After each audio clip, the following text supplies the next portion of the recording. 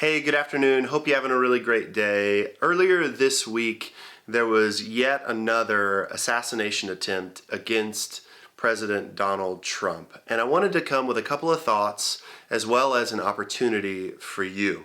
First of all, thankful that God protected him, that the Secret Service did what they were supposed to do, and just grateful in general that God's protection and guidance is over people that we know or that we don't know. And it just is a reminder that God is a good God and that He's in control of what happens in our world.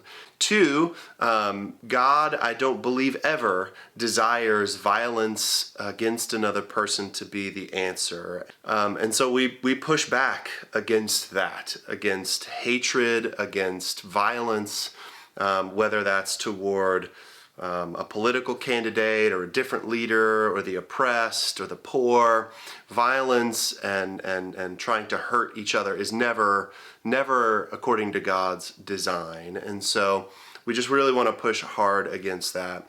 The third thing I want to mention is a couple weeks ago I preached on politics very specifically, and I talked about how fear weaves its way into how we see politics and how we see government and how we see our nation. While these types of things that come in the news can be shocking, and most certainly it is, I want to encourage you still that even today, God is still on the throne, and that God is the one that raises kings up and that deposes kings at certain times according to His will. And so I want to again encourage you to push against fear and against a level of anxiety that is inappropriate because God is the one that's ultimately in control. We should be praying for Donald Trump as a candidate, a presidential candidate. We should also be praying for Kamala Harris, for Joe Biden, for those that we like, for those that we don't like, because the most important thing for anybody in any situation is that they know Jesus. And so we need to pray that these folks, whoever God would have to lead our nation next, would be people that love Christ.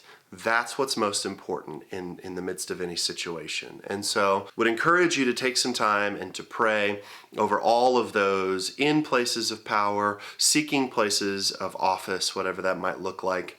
And then the last thing I want to have for you today is an opportunity.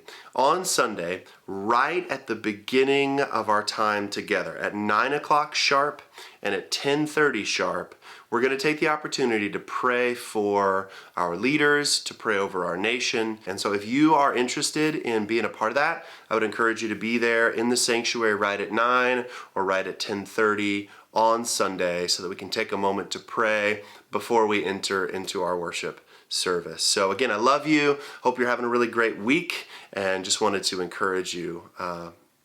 Jesus is still on the throne, man, and nothing changes that. And so have a great day, and we'll see you on Sunday.